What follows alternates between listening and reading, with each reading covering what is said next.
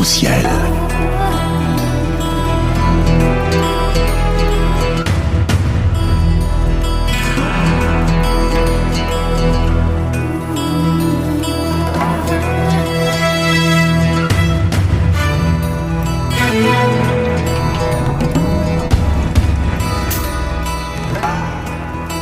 Arc-en-ciel, votre émission marocaine, chaque dimanche pour tout savoir sur le Maroc. Actualité, culture, économie, société et animation festive. Avec Abdelatif, Arc-en-ciel au cœur du Maroc.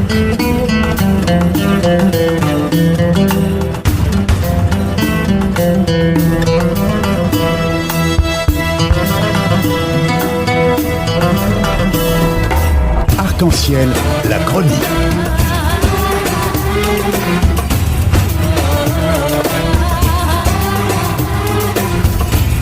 Arc-en-ciel info.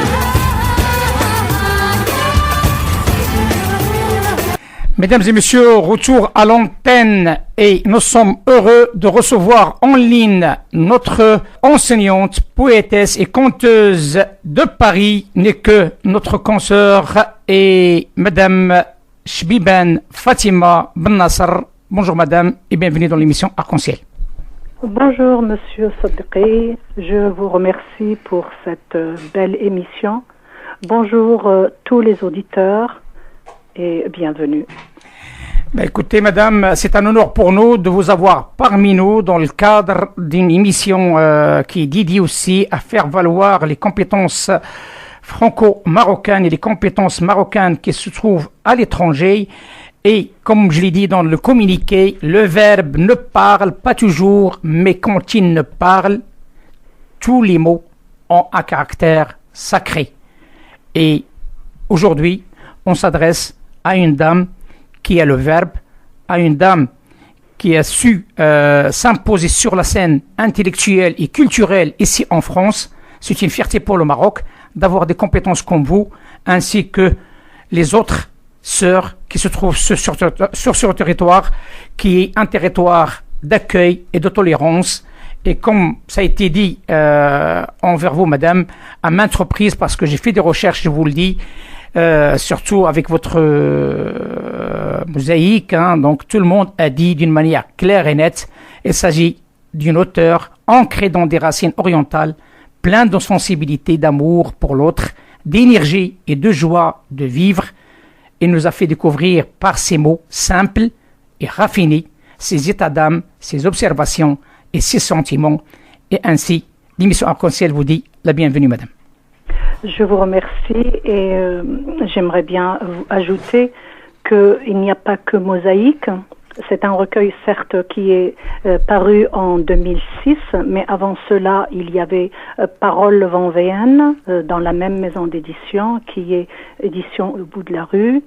Après, il y a eu énormément de participation dans des livres très collectifs concernant la poésie, notamment un livre qui est dédié et consacré à tous les écrivains et notamment les poètes et poétesses d'origine marocaine et qui vivent en France et ou ailleurs.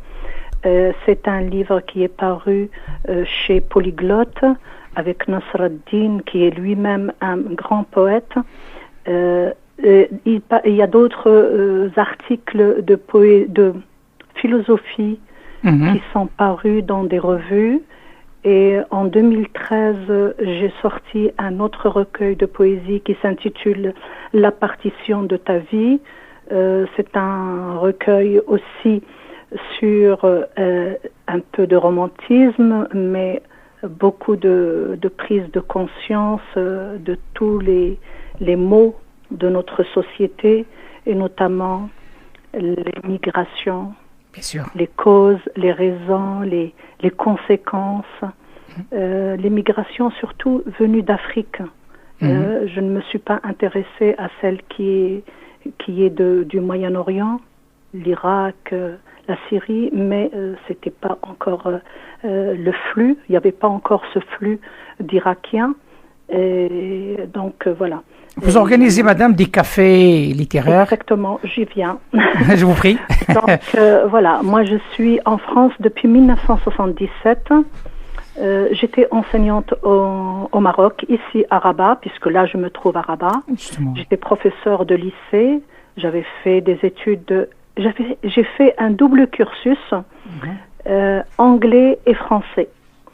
Et étant donné que j'ai eu mon CAPES de français, j'ai été professeure pendant 2 années ici à Rabat. Et en même temps, j'ai terminé ma licence d'anglais. Et mon mari a reçu un poste, a été affecté par l'ONU à un poste à l'UNESCO. Donc, un diplomate, j'ai dû suivre pour vivre ma vie avec mon mari et mes 2 enfants, parce que j'en avais 2.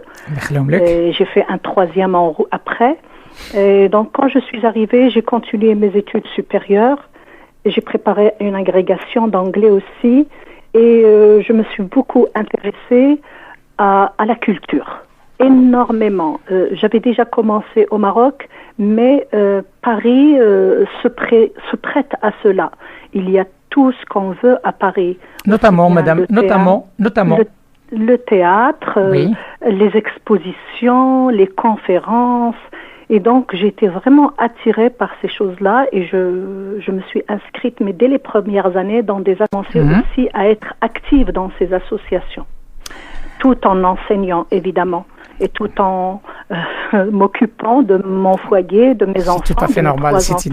Voilà, et tout en apprenant autre chose. Par exemple, je suis allée apprendre de l'allemand, j'ai appris aussi de l'espagnol, je me suis intéressée au cinéma, je me suis intéressée à la photographie. Je peux dire que la France nous ouvre nous propose toutes ces possibilités et nous les offre. C'est à nous d'y aller. Donc si on résume, donc il y a un climat fertile pour la culture. La culture, pour le développement de soi aussi, et pour l'émancipation. Et après quelques années, j'ai commencé à travailler pour moi-même. Donc, j'ai créé mon association qui s'appelle Rive Méditerranéenne et j'agis vraiment beaucoup dans cette association. Je suis très active et c'est cela le rôle de l'intellectuel, si je peux me permettre, si je vous Bien sûr, bien entendu, je vous prie, madame. Un intellectuel, c'est une personne dont l'activité principale doit se reposer sur l'esprit, et travailler et être active dans la sphère publique. Donc, juste pour moi, voilà ce que je peux faire. Je donne des cours d'anglais, je donne des cours. Mais depuis que je suis arrivée, j'ai créé un café littéraire mensuel. Donc, ça va faire maintenant presque 40 ans qu'il est là, que je suis arrivée en 1977. D'accord. Donc, ce café littéraire est fréquenté par beaucoup de gens.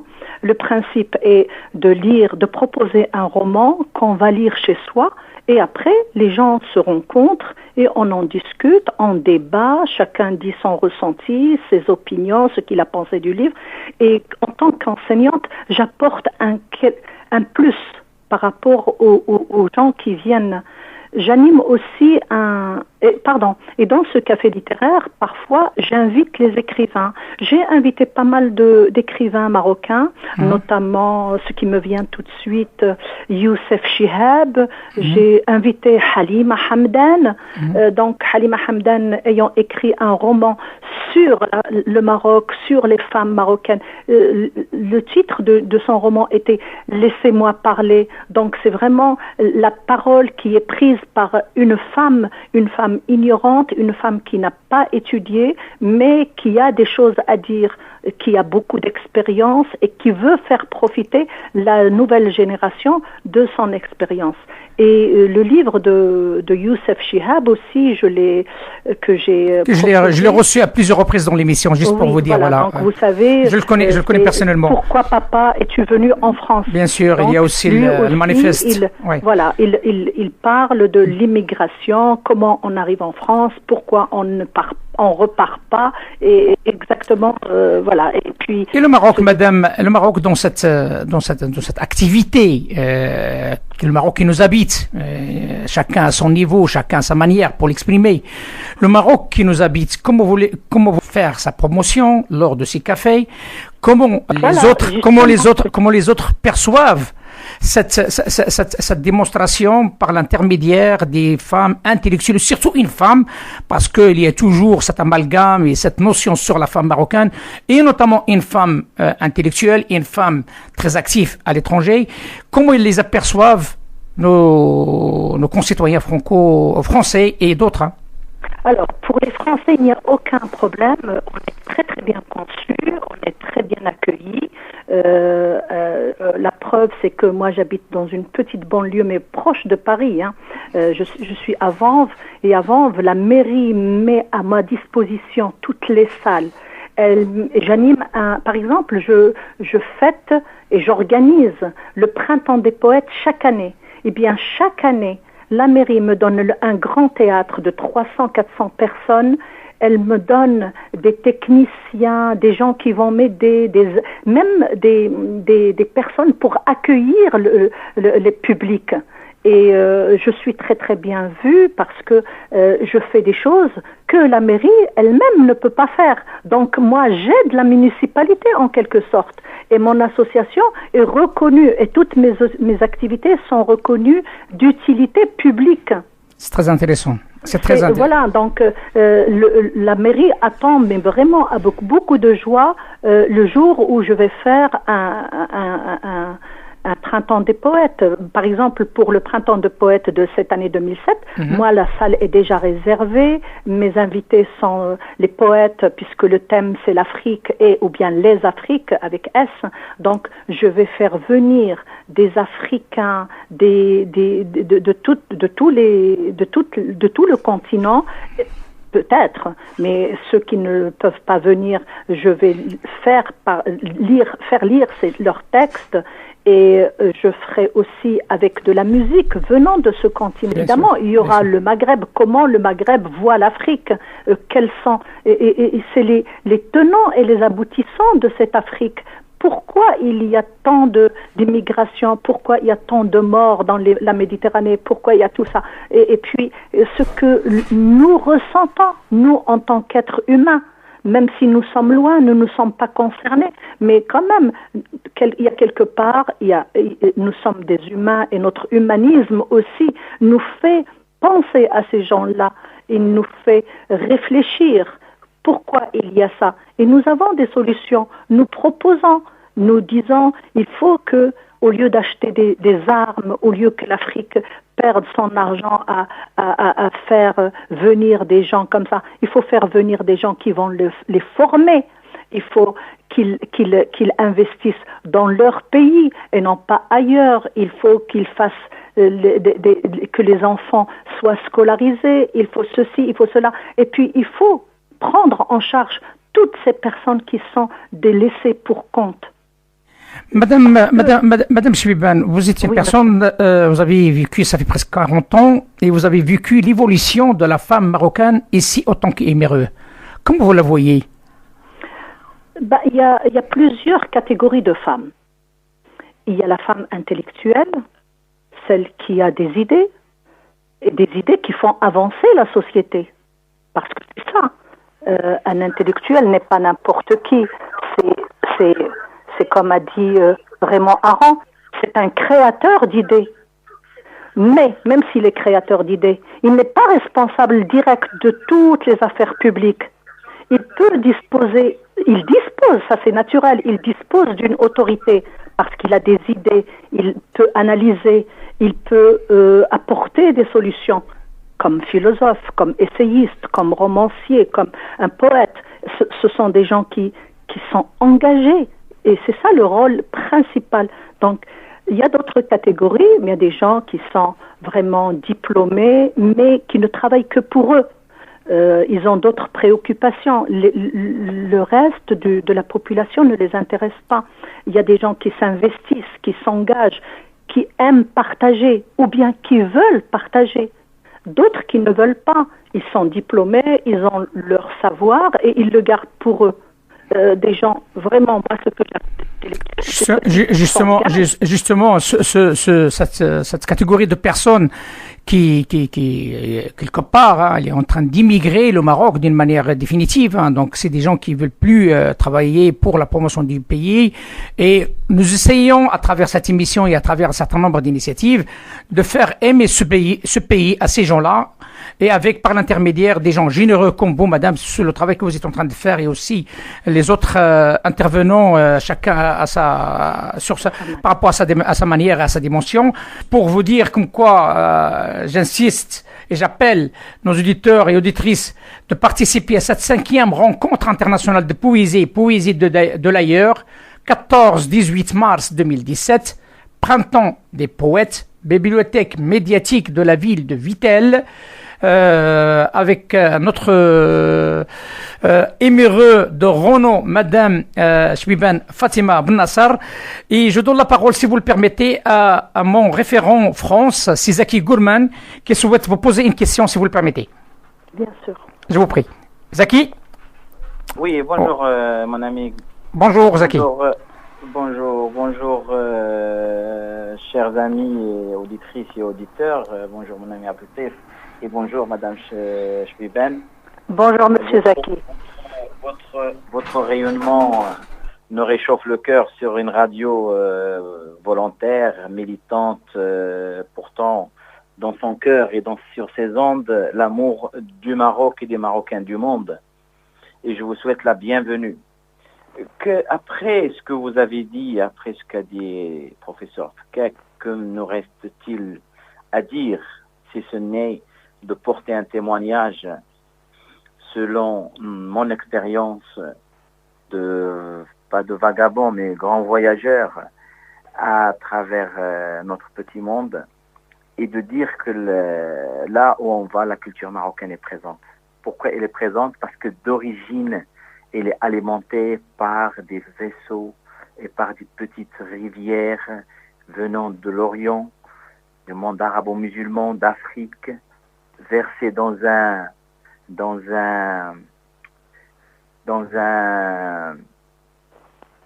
plat, si je peux dire, ou bien c'est plutôt un incubateur berbère. Ça fait sa richesse, ça fait son exception. Et ça s'en est allé, et ça s'est éparpillé à travers le monde, à travers l'immigration. L'art et la culture, et personne ne l'ignore, ils ont accompagné les guerres, ils ont accompagné la libération des pays, ils ont la libération des individus, dont la femme. Et l'honneur de cette émission, c'est que c'est des femmes qui vont l'animer aujourd'hui. C'est ce panache, et je serais peut-être même poussé à dire nos cultures marocaines et nos arts marocains. Ils ont été portés par cette immigration, ils nous ont donné un nouveau-né. Ce nouveau-né contemporain, c'est l'art beurre ou l'art des Marocains du monde, qui est patiné par des cultures et des sociétés complètement différentes à travers le monde, et qu'aujourd'hui, il porte un très haut l'exception du Maroc comme pays exceptionnel, avec un peuple exceptionnel et par conséquent un art et une culture riche et exceptionnelle.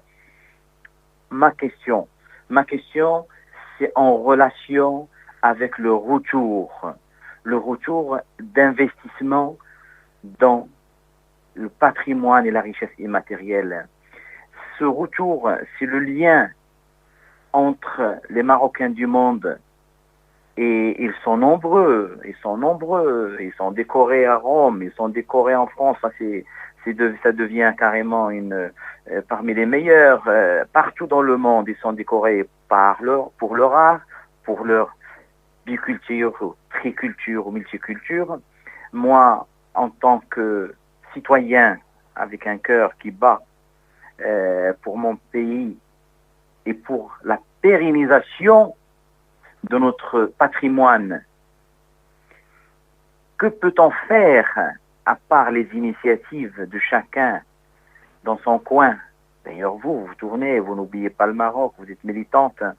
Est-ce que allons-nous voir un jour un cadre sous forme de ce que vous voulez, où on verse cette richesse pour créer l'histoire de la culture ou des cultures et des arts marocains, dont celui issu de l'immigration, de la Jalia, et qui est tellement dans un renouvellement perpétuel. C'est pas comme vous, le verbe il a ses origines et il a ses horizons. Ils sont tellement renouvelés qu'on en perd les ficelles, les traces. Est-ce qu'on a une solution, madame, à cette exploitation et préservation et conservation de ces arts marocains et ces cultures marocaines pour bien sûr le service du pays, pour sa promotion et pour ses couleurs, ses odeurs et ses goûts, et surtout pour enrichir le monde. Je vous remercie et je vous écoute avec délectesse.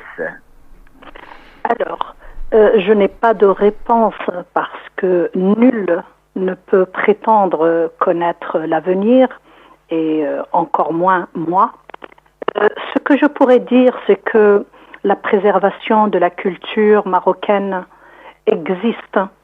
Elle existe, on la voit à travers les actions des associations, à travers les forums, à travers les conférences, à travers la consommation même de cette culture, parce que en France, ce n'est pas comme en Europe, par exemple. En France, on achète les livres, on achète la musique, on achète les tableaux, les fondations aussi sont là, et on va au théâtre. On va quand il y a un groupe marocain qui vient faire une représentation théâtrale, on y va. Quand il y a un concert, on y va. Donc il y a en quelque sorte une conservation, il y a un encouragement. Ce que nous devrions faire, me semble-t-il, c'est tisser des liens avec notre pays.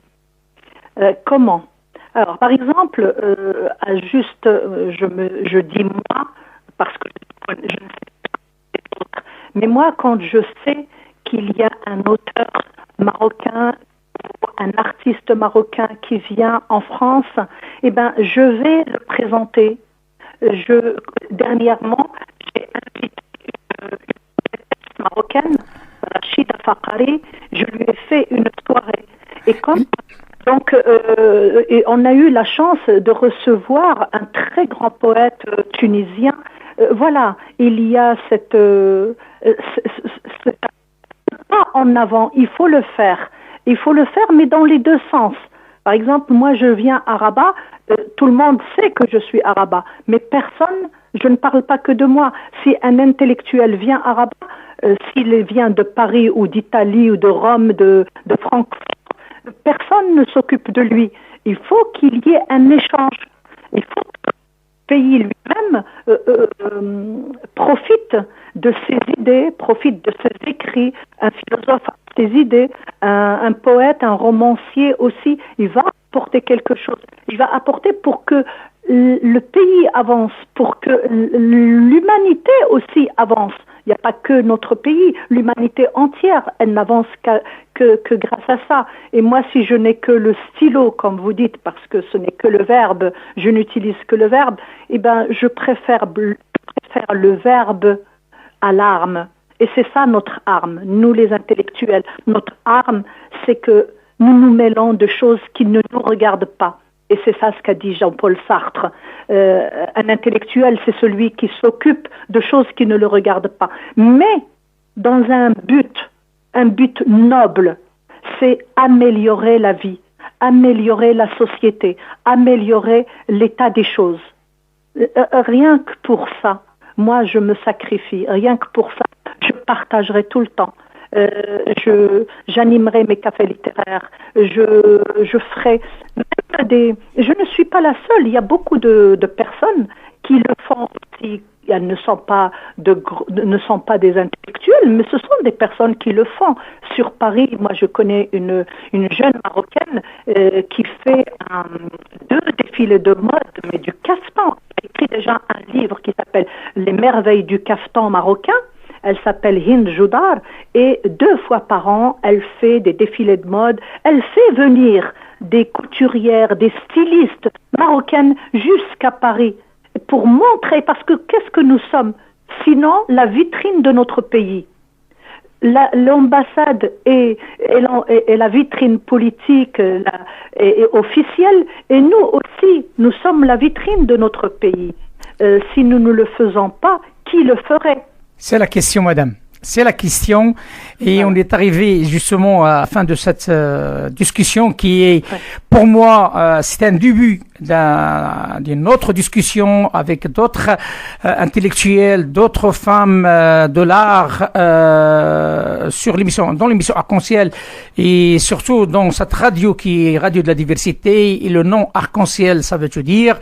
Et après vous, madame, il y a notre sœur Asma Ben Kiram, que vous la connaissez, qui elle aussi milite dans ce sens avec son salon de l'art de la culture de Agadir, et aussi qui est iméreux. Je pense, à travers l'émission Arc-en-Ciel, on lance un appel pour qu'il y ait cette rencontre intellectuelle, cette rencontre d'amour pour notre pays d'origine, cette volonté d'avancer et tendre la main à nos intellectuels marocains qui sont à l'écoute et qui sont assez importants. C'est le professeur Abdeltaif El-Fkakni, le vice-président de l'IMRI, l'Institut marocain des relations internationales. C'est une grande institution qui est composée d'un grand nombre d'intellectuels à l'échelle internationale et peut être un messager par rapport à cet rapprochement avec les intellectuels émireux, mais aussi, à la fin de cette émission, notre professeur de renom, c'est Mohamed Harakat, qui sera certainement, qui va annoncer une grande surprise dans ce sens par rapport à cet rapprochement avec les émireux. Je tiens à vous remercier, madame. Et je souhaite qu'on aura l'occasion, Inch'Allah, de reparler de vous et de reparler de vos efforts qui honorent toute la population marocaine à l'étranger. Je voudrais juste ajouter, étant donné que nous vivons en France, prenons l'intellectuel qui est particulièrement prégnant pour faire pareil. Regardez les intellectuels en France, regardez les débats qu'ils ont. Et on fait venir des artistes, des poètes, des écrivains, des philosophes, et on les confronte, et toute la population les voit. Et il faut que cela soit aussi visible ailleurs qu'en France. Appel est lancé à nos responsables, à nos responsables politiques et économiques et aussi institutionnels. L'appel des émireux pour ce nouveau défi qui est le défi de rassembler les compétences marocaines résidentes à l'étranger avec leurs frères et sœurs nationaux. Madame Fatima Chbiban, تحية صادقة من عبد اللطيف الصادقي والإميسيون Arc-en-Ciel et ses référents. Merci beaucoup. بارك الله فيك لاله. مع السلامة. بارك الله فيك. مع السلامة لاله. مع السلامة.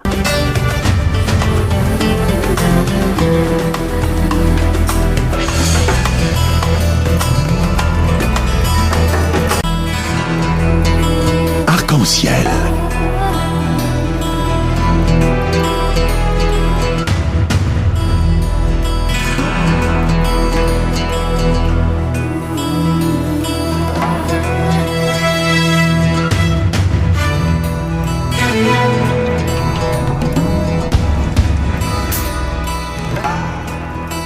Arc-en-Ciel, votre émission marocaine, chaque dimanche pour tout savoir sur le Maroc. Actualité, culture, économie, société et animation festive.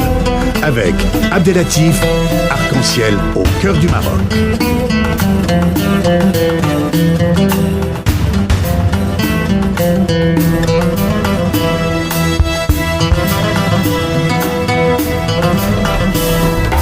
Arc-en-Ciel, la chronique.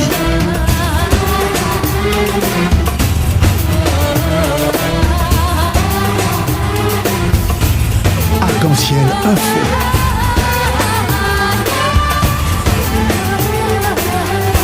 Arc-en-ciel, animation festive.